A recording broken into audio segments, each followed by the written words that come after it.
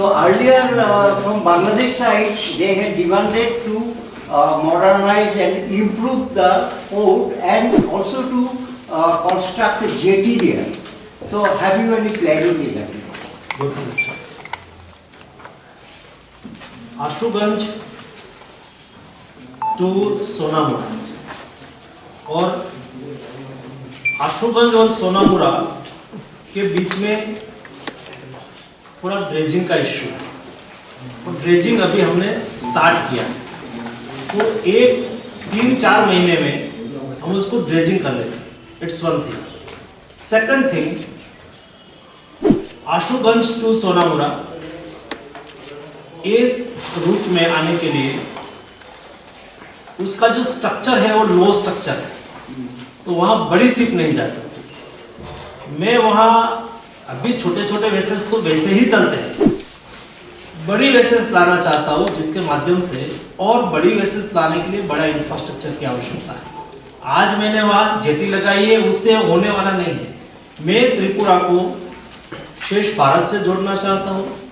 माननीय मुख्यमंत्री जी से मेरी बात हो रही थी, हम चाहते हैं कि अभी भारत सरकार ने प्रोटोकॉल रूट में चट्टोग्राम और मोंगला पोर्ट, जो आपके यहाँ पुराने समय में उससे ही ट्रेड होता था, चट्टोग्राम और मोंगला पोर्ट को हमने प्रोटोकॉल रूट में ले लिया। मतलब हमारा वेसल्स वहां कॉल कर पाएंगे और वहां से बाय रोड ट्रक त्रिपुरा भी आएंगे और बाय रोड त्रिपुरा से वहां जाएंगे। It's one option.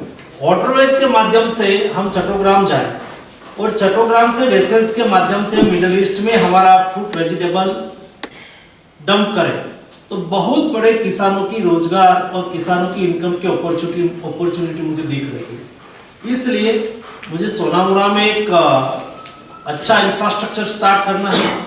उसका डीपीआर अभी बन रहा है और अगले दिनों में मैं ही आऊँगा और फाउंडेशन लेइंग करूँगा।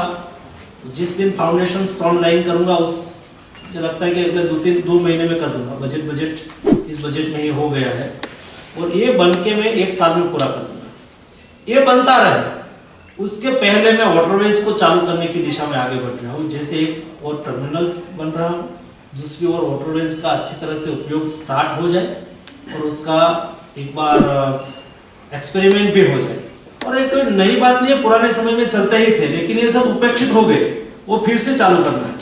विदाउट हम वाटरवेज से त्रिपुरा को नहीं जोड़ेंगे, करीमगंज को नहीं जोड़ेंगे, हम आसाम को डुगरी को नहीं जोड़ेंगे, तब तक मेरी नॉर्थ ईस्ट की एग्रीकल्चर को अच्छी तरह से हम सपोर्ट नहीं कर पाएंगे। वाटरवेज के माध्यम से एग्रीकल्चर ग्रोथ मुझे दिखाई दे रहा है।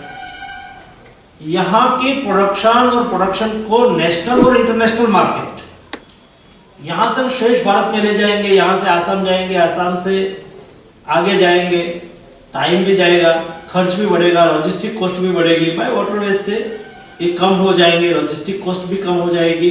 और दूसरा, हम ऐसे क्षेत्र में है, नॉर्थ ईस्ट का लोकेशन और यहाँ की रीच, मैं अच्छी तरह से यहाँ ऑर्गेनिक फार्मिंग हो ही रहा है, लेकिन ऑर्गेनिक फार्मिंग को जोर देके यहाँ का ऑर्गेनिक फ्रूट एंड वेजिटेबल की डिमांड शेष भारत में ही है। मैं दुनिया का मार्केट की तो बाद में बात कर रहा हूँ, हिंदुस्तान में ही इतना बड़ा मार्केट है, उसमें ही इतनी डिमांड है। आप त्रिपुरा के पाइनएप्पल, आप लोगों को इतना अंदाज होगा नहीं होगा, आई डोंट नो, लेकिन दिल्ली में बैठे बैठे मुझे अंदाज है, वहां पर मेरे घर के लिए पाइनएप्पल लाना है तो मेरे यहाँ मेरे लोग पूछते साहब कौन सा पाइनएप्पल लाओ, त्रिपुरा वाला कि वो वाला, तो हम कहते हैं कि तू त्रिपुरा वाला पाइनएप्पल लाओ। ये डिमांड है शेष भारत में यहाँ की। उसका फार्मिंग बढ़े, लॉजिस्टिक कॉस्ट यहाँ से कम हो जाए, तो किसानों को 2 पैसा ज्यादा मिलेंगे। इस दृष्टि से हम लोग उस दिशा में काम कर रहे हैं।